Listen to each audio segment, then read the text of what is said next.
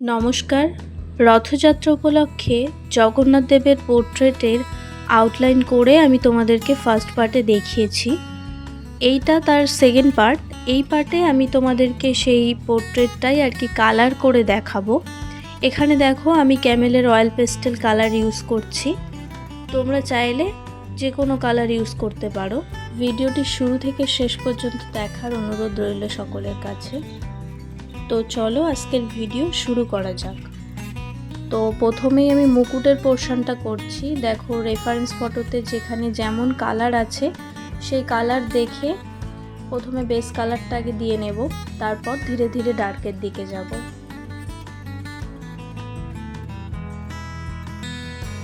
আমার আউটলাইনের ভিডিওটা তোমরা যারা দেখোনি প্রথম পার্টে, সেটা আমার চ্যানেলে ভিজিট করে তোমরা গিয়ে দেখে আসতে পারো।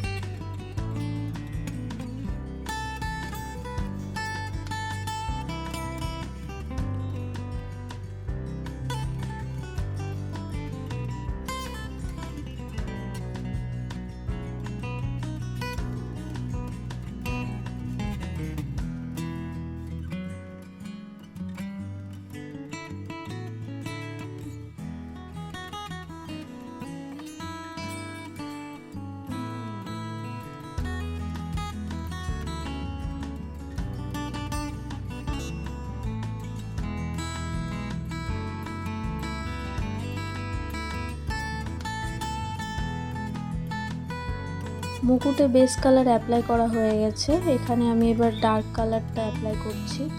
ডার্ক কালার অ্যাপ্লাই করার পর দেখো আমি বক্সে যে টুলসটা থাকে স্কেচ করা, সেই টুলসটা দিয়ে যেখানে যেখানে হালকা হাইলাইট করার দরকার হবে সেখানে সেখানে হাইলাইট করছি। বাকি তোমরা দেখতে থাকো আমি কিভাবে কি করছি। রেফারেন্স ফটোতে যেমন আছে ঠিক সেইভাবেই করার চেষ্টা করবে।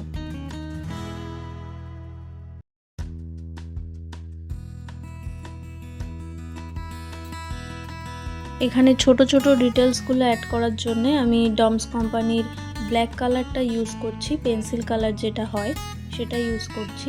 যেখানে যেখানে মনে হবে আমার যে আরেকটু ডার্কের দরকার আছে, তো সেখানে সেখানে আমি এই কালারটা অ্যাপ্লাই করব।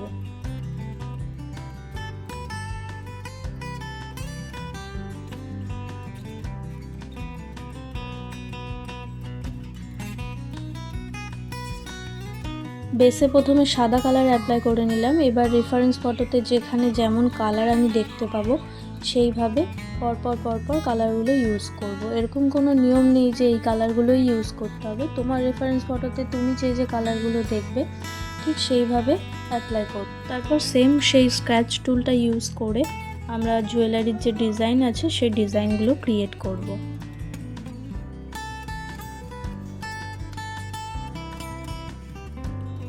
আমার ইচ্ছা ছিল ভিডিওটা 3টে পার্টে করে পার্ট করে দেব। তো যেহেতু হাতে সময় খুব কম ছিল, তো সেই কারণেই এই পার্টেই আমি পুরো কালারিংয়ের প্রসেসটা তোমাদেরকে দেখিয়েছি।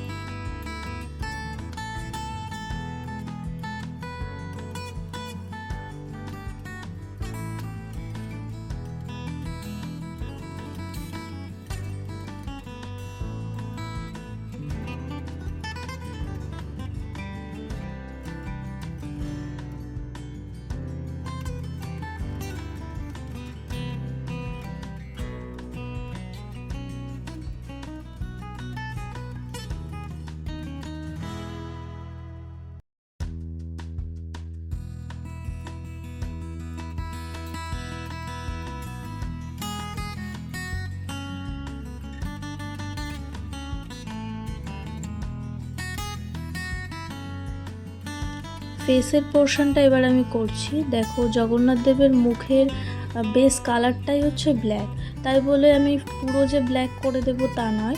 দেখো প্রথমে ব্ল্যাক করলাম, যে এরিয়াগুলো ডার্ক ব্ল্যাক আছে সেগুলো আমি প্রথমে ডার্ক ব্ল্যাক করে নিচ্ছি।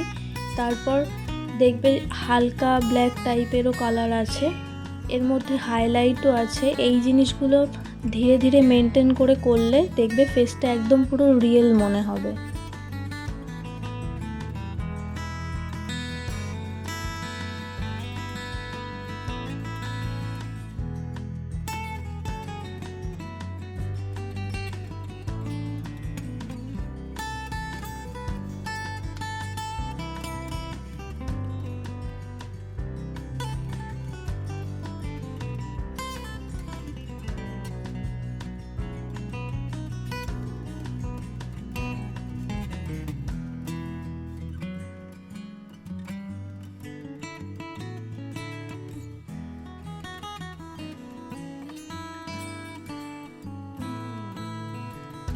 এখন আমি জুয়েলারির পোর্শনটা করছি।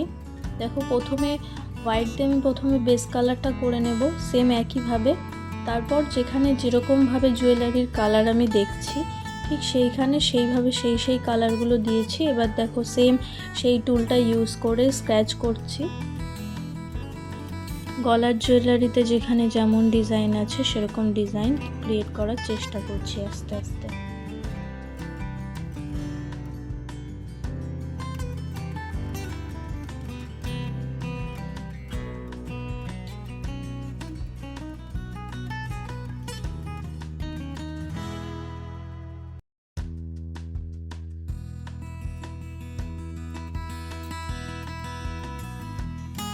হাতেও একইভাবে রেফারেন্স ফটোতে যেমন বেস কালার করা আছে ঠিক সেই কালারগুলোই এখানে অ্যাপ্লাই করছি।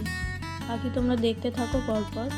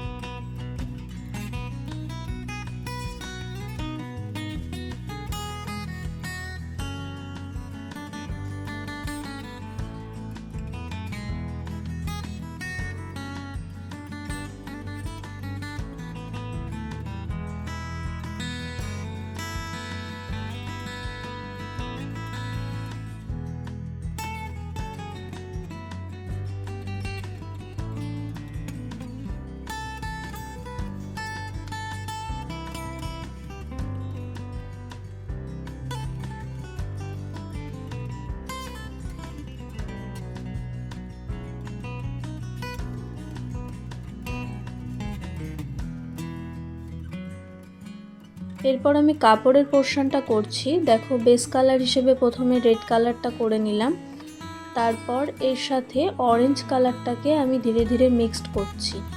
অরেঞ্জ কালারটাকে মেশানোর পর কাপড়ের যে ফোল্ডটা আছে সেই ফোল্ডগুলোকে ডিফাইন করার জন্য প্রথমে রেড ব্রাউন কালারটা ইউজ করেছি, তারপর ব্ল্যাক কালারটা ইউজ করেছি এবং কাপড়ের বর্ডারগুলোকে ডিফাইন করার জন্য প্রথমে ইয়েলো কালার ইউজ করেছি আর তারপরে ডিপ ব্রাউন কালারটা ইউজ করলাম। এবার সেম একইভাবে স্ক্র্যাচিং টেকনিকের মাধ্যমে বর্ডারগুলোতে ছোট ছোট ডিজাইন করে দিচ্ছি। তো ফাইনাল রেজাল্ট কিছুটা এরকম এসেছে। তোমরা কমেন্টে বলো কেমন হয়েছে। বাকি নেক্সট কিসের ভিডিও তোমরা দেখতে চাও সেটা একবার কমেন্টে জানিয়ে যাও।